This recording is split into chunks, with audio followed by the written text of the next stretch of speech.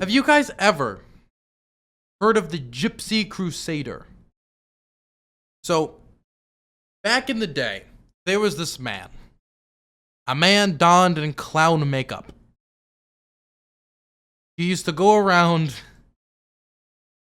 and get into trouble. What kind of trouble? Mostly racist trouble. Not always, but mostly racist trouble. Eventually, he was basically purged from every single social media site and video hosting site on the planet. YouTube, even DLive. You know how bad you have to be for DLive to get rid of you? And somehow, some way, he was bad enough for DLive to get rid of him. And currently, he is serving a term in prison. I wanted to check out the story of this man. Because you know what? I think it's important to document internet history as we watch this man who originally was, I guess you could call him maybe a moderate type conservative, descended into far-right nonsense and lunacy as he donned the clown makeup. So I wanted to check this tiny little documentary of his antics, is one way to put it. One man was taken into custody. The FBI just made the announcement a few moments ago. 32-year-old Paul Miller, he's allegedly... I'm not doing it anymore. My girlfriend left me.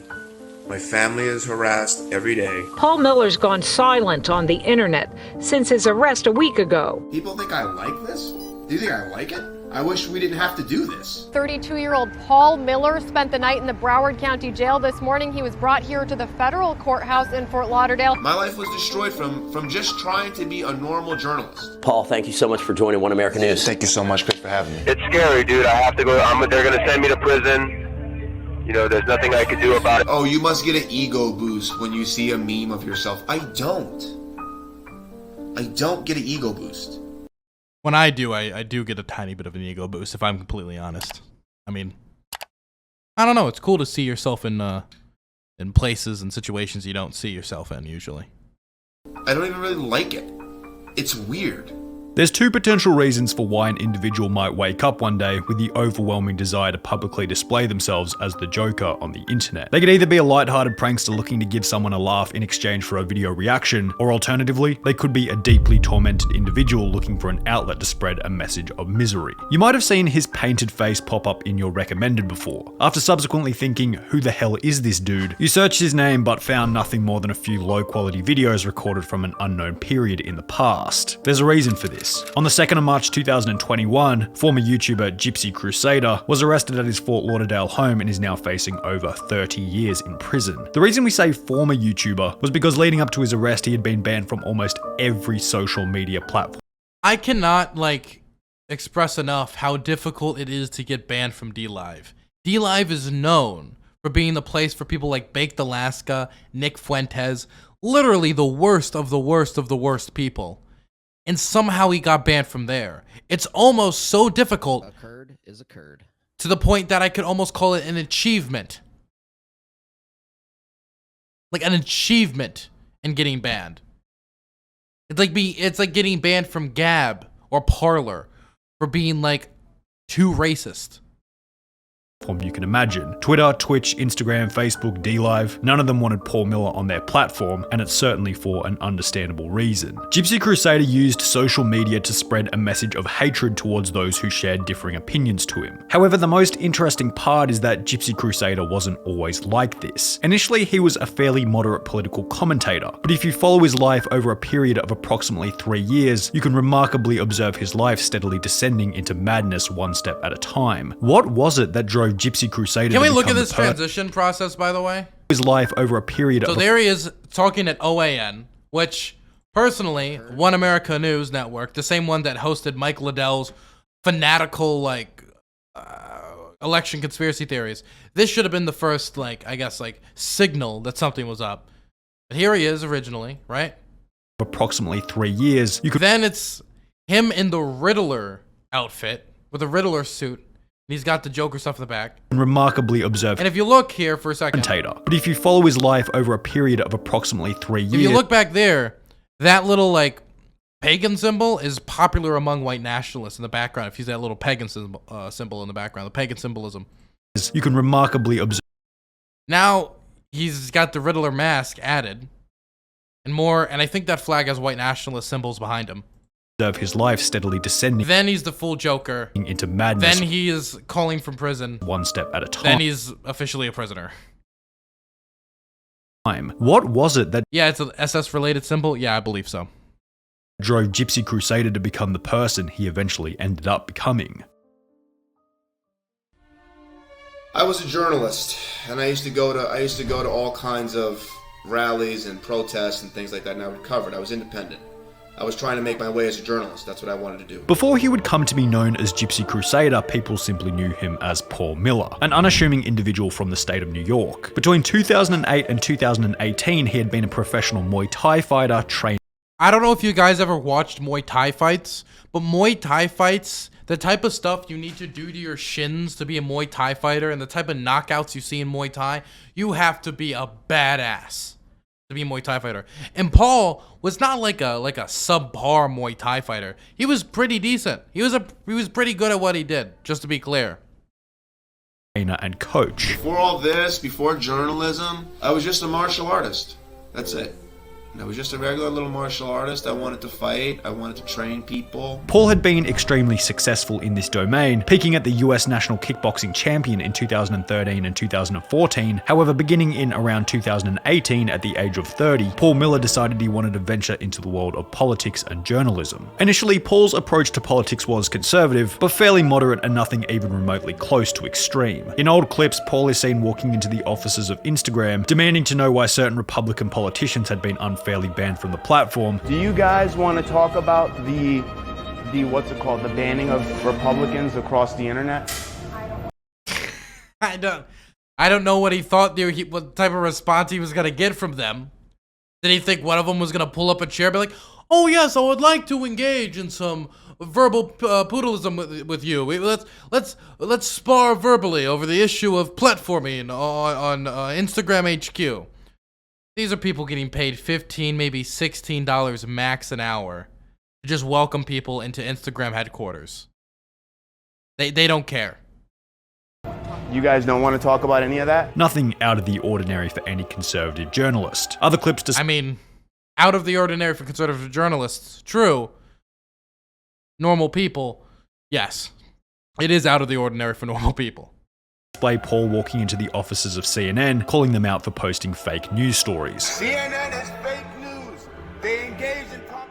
Certainly provocative, but not exactly dangerous or extreme. But as time progressed and the social media sphere became more and more polarized, the issues that Paul reported on steadily became more and more extreme, which would lead up to one pivotal night in late 2018, from which Gypsy Crusader would eventually be born. You have a very unique story about what happened that night. Tell us about when you first went down to the club that night. It's unique. It is interesting that OAN was the news network that picked up him being attacked.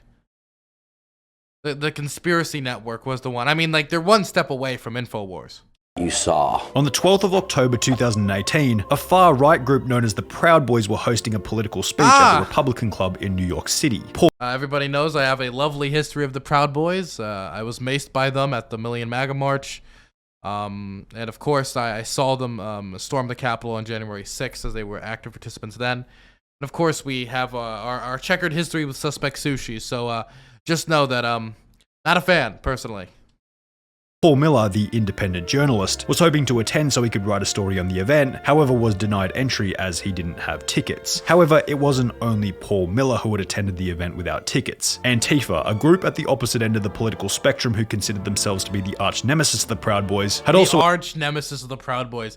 I like how this is being written like a superhero like story. Like this is like what was that story, Grease? Like that musical? Like there's like two rival gangs and they're like walking up to each other on the street, snapping. On one side, you got the Proud Boys coming in, like coming in just like, hey, Antifa socialists, we're here to stop you. And on the other side, you get the Antifa guys clapping as they come in. Yeah, it's the Sharks versus the Jets, 100%. I love how he's telling the story like it's the Sharks versus the Jets. Oh, it's West Side Story, not Grease. Yeah, it's West Side Story, 100%. Attended the event with the goal of protesting their actions. After Paul, the at this point independent journalist, had been denied entry, Antifa spotted him walking out of the event assuming he was a member of the Proud Boys and subsequently attacked him under the assumption that he was aligned with the group. As they were coming towards us, I knew they were The problem I've always had with Antifa, even though people have called me an Antifa, right, is the fact that due to them being a decentralized organization, and this is a problem of all decentralized movements, same with Black Lives Matter, same with decentralized counter-protest movements of any sort, is that by them being decentralized and not having central leadership and membership roles, basically anybody who puts on a balaclava could just be like, I'm Antifa, and then you can behave like do some hoodlum stuff, like just get bricks to like destroy local communities, and then boom, you're the Antifa, and then you can give it like a terrible name, right? And I remember when I was it was not January 6th, but during the Million MAGA March, when I was part of the counter protesters, the vast majority of the counter protesters were wonderful people, just like the majority of Black Lives Matter protests are completely peaceful. There was just a few individuals with some fireworks or laser pointers or some other nonsense just doing like disgusting stuff. Like the worst thing I saw, the most of it was like just people just trying to steal people's hats, which is bad, but it's not like egregious assault, right? The worst thing I saw was one person threw a firework at some people with Trump hats eating dinner. And that type of stuff, in my opinion, is just completely disgusting behavior that I think does nothing but give the right propaganda to say, look at what the left does to just peaceful people who disagree with them, right? After us. If Paul Miller had escaped the fight that night without the help of anyone else, it's likely that he would have returned home as nothing more than a bruised and battered independent journalist, but the fight played out in a slightly different way. When other people would have walked away in the streets of New York, these two men sat there and helped me fight these guys. Two members of the Proud Boys came to Miller's rescue while he was being attacked. So naturally and understandably, he had gained a level of respect for them that he didn't possess when the night began. Man, I wish I ever saw the I've never seen the Proud Boys behave this way. My engagement with the Proud Boys, sorry, I'm just looking from this angle. My jaw just looks unbelievably square. I know I have a square jaw, but I'm like from the slightly downward angle, I look like a Lego man. Anyway, from what I saw with my engagement with the Proud Boys is just watching them charge people. They charged us once, actually no, 2 times during the Million MAGA March. Both times unprovoked charged us. And then I saw their behavior on January 6th. I got maced by them during the Million MAGA March. I saw them like when the cops got in between us eventually, like saying, if the cops weren't here, we'd kill you. You'd be lucky. And the thing is that got me is that the Proud Boys were not from the DC area. The Million MAGA March was in the DC area. The vast majority of counter protesters, the people I was with, were from the DMV. And the whole Proud Boy shtick is the idea of like, hey guys, we don't start fights, we finish fights. And we're just here to stop people destroying like local communities, right? But those are the same Proud Boys that ended up burning the property of a local black church in DC and actually assaulting locals. The footage is very clear. It's not that they were provoked. They just charged us and attacked. Like, I didn't hit anybody. I mostly just stood there, kind of just like putting myself in between them and others when I got maced. And it feels like their main shtick was like, we want to stop, we don't start fights, we finish them, we want to stop people from attacking random locals. And then we want to stop this terrible property damage. And what's my experience with them? They assault me when I didn't attack anybody, charge us 2 times at the Million MAGA March, and destroy the property of local black churches. It felt like they were literally fulfilling every single role and stereotype that they threw at the other side of the political aisle. They were fulfilling it lockstep and key. Like every single part of it. I don't know, man. The hypocrisy is just so self-evident. So not only did this fight cause Paul Miller to magnify his existing hatred for the political opinion held by the individuals who attacked him, but it also aligned him further with the group who ultimately came to his rescue. However, after the events had concluded, Paul Miller stated that he still didn't align himself with either of the groups involved in the incident. And you're not a member of the Proud Boys or a member of the Republican Club, you just went as a spectator to see it. No, I'm not a member of the Proud Boys. The members of Antifa who attacked Paul that night were arrested, however the case was thrown out. But this wasn't the end of it. The members of the group still blame Miller for what had happened that night and subsequently made it their job to ruin his life by any means necessary. They then doxed me, they got me fired, they harassed me more, I had the FBI sent to my house. Amplifying his hatred for their movement even more. Yo, was that a Burger King hat? more. I had the FBI sent to my house, amplifying his hatred for their movement even more. In a revenge attempt to discredit the political opinion held by those who were trying to ruin his life, Paul Miller would then register a YouTube channel by the name of Gypsy Crusader, uploading first-hand accounts of the mid-2020 New York riots, attempting to display the violent nature of the protesters. Those who aligned themselves with such a movement were unsurprisingly not happy with Gypsy Crusader's attempt to discredit them, and were once— See, I don't know about how his reporting was done, but I know how, like, reporting of, what's that one guy? He's famous. He has a large Twitter account. He was famous for, like, reporting extremely lopsided reports of places like Charlottesville. Andy No, I think. And I remember Andy No, like recording instances of, look at this Antifa super soldier attacking this guy with a hammer.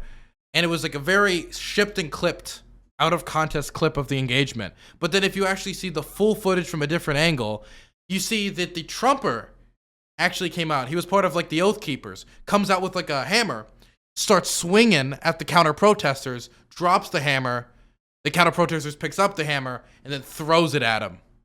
But Andy No only included the second half. And Andy No has had agreements with local right-wing protesters for them to protect him under the understanding that he would give them favorable coverage.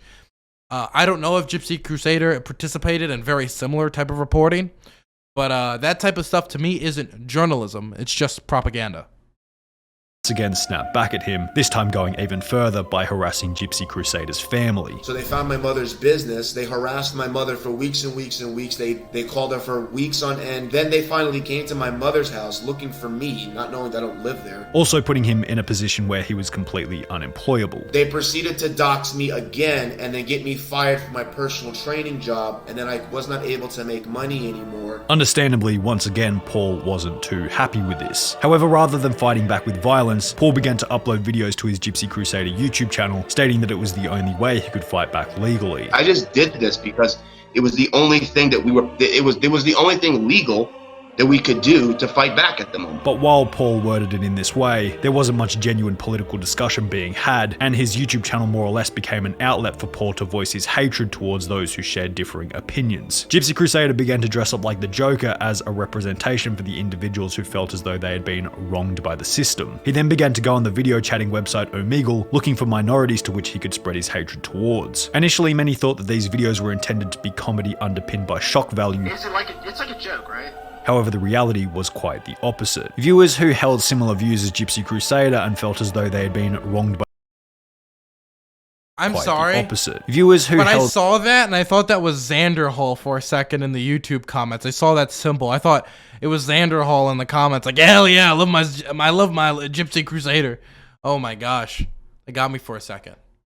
But that's the thing with like political comedy, is that you can make a joke and have it have a point to it.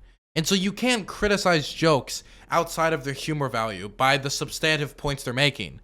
But then, like, people can always fall back on the idea of the person making the joke. Well, it's just a joke, man. Don't think that too much about it. But nobody would watch a John Oliver segment and think he isn't trying to make a substantive political point there. Of course he is. And so, while even if you find his jokes funny, or you don't find them funny, you can still criticize the political point they're making. Same thing with Shoe on Head, right? Shoe on Head's all of her videos are jokes, in some manner, or in a joking manner, but she's still making substantive political points, which you can disagree with, and so you can still disagree with those jokes.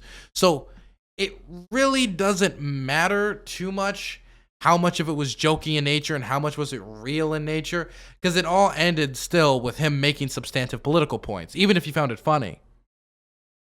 Similar views as Gypsy Crusader and felt as though they had been wronged by the system resonated with his message, and as a result, Gypsy Crusader began to build up an audience around his unique videos. He's the Joker in real life, and I kinda like it. Many who didn't even agree with his message also developed a liking for Gypsy Crusader, as they respected his ability to stand up for what he believed in, or they simply liked the fact that he put in the effort to fully dress up as the Joker while on Omegle, regardless of whatever he was talking about, an ultimate negative as it unfortunately added credibility to his, by this point, extreme views. audience. However, while Gypsy Crusader did find a small audience who resonated with his message, unsurprisingly, the platforms on which Gypsy Crusader was spreading his message of hatred were not fond of the content, and Paul Miller was slowly banned on every social media platform one by one. YouTube, then Instagram, Twitter, Twitch, Facebook, pushing him further and further to less well-known streaming sites, ultimately shrinking his audience. By the end of the bannings in succession, only a few small websites such as bitwave.tv and Telegram would continue to let him spread his message. However, the viewership on these websites was so small that he was unable to grow. His live streams were garnering a viewership of around 1,000 people per stream, and it seemed as though Paul Miller's extremely short time in the sun was already coming to an end. Wait, 1,000 viewers per stream is on the down. Hey, that hurts as somebody who averages 500. Okay? Come on, 1,000 viewers. 1,000 viewers per stream? Come on, that hurts.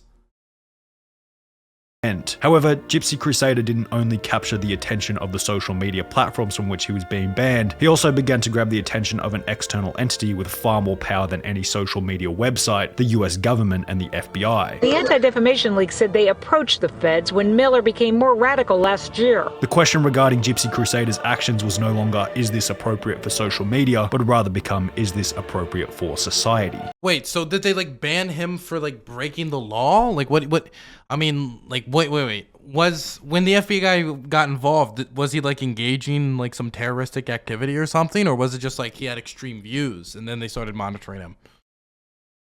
Gypsy Crusader had already been on the US government's radar after prior charges in 2006. For assault. Okay, got it.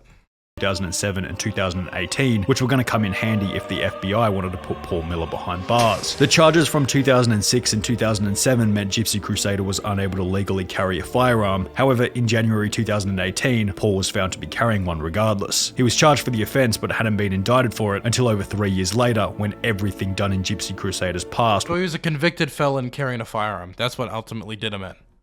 would come back to haunt him. At around 5 AM on Tuesday, the 2nd of March 2021, Paul Miller's Fort Lauderdale rental property would be raided by the FBI after he'd been living there for only a month. Flashbangs going off about 6 AM. I went outside to look, there was about 30 cars, people everywhere. The arrest was for the 2018 illegal firearm charge. However, it's hard to believe that this was the only reason when the arrest seemed to coincide with the simultaneous increase in online notoriety. The Anti-Defamation League's Center for Extremism stated that the concerning thing about him is that he seems to feel it's necessary to become more and more extreme to keep his followers, interested. Also stating that there were numerous elements making him a danger to society, such as he has a criminal past. There's a red flag that he has weapons. He posted images of himself with weapons. A day after being That's the thing. It's like when criminals post images of them with stacks of money and drugs on Instagram. Why are you being so obvious with you breaking the law? Why are you on stream or on camera just presenting yourself actively breaking the law, and he's posting images of himself with weapons as a felon, a convicted felon? Being arrested, Gypsy Crusader went to trial, which went down as follows. During his federal court hearing, his lawyer said Paul Miller was ready to stay off the internet and wear a tracking device, but the judge determined he was a threat to the community and should not be released awaiting trial. Articles written by websites such as the Washington Post stated that Miller was facing up to 30 years in prison. However, on the 27th of June 2021, Gypsy Crusader was interviewed over the phone by an individual who was seemingly trying to get an update on the situation, where Paul gave a rough outline of the amount of time he was actually facing. Tell him that I'm looking at from a year to 2 years, something in that range. Okay. It's not 10 years, it's not 50 years, it's not 30 years, it's not anything like that. Following this, Paul Miller had another hearing over Zoom, which is bombed, interrupted, and recorded by those who consider themselves enemies of Gypsy Crusader. Yeah, there's a person that I know who's online. His name is Jay Danks, and I just seen him twice pop up on the screen, sir. And he's a streamer. So I assume that people are trying to make a spectacle of me. Yeah, there's an FBI person on the screen right now. FBI is dialed into this call, so we're aware of what's going on. I do see what's going on here. The most interesting part of this hearing is undoubtedly the genuine display of Gypsy Crusader. Okay, can I just say, I don't know how many Twitter likes you think you're gonna get, or how many Twitch follows or subs you're gonna get. Dude, Jones, don't mess with the FBI, dude. They'll throw you in prison. They're the FBI, man. They're the FBI. Don't mess with them. Just leave them alone.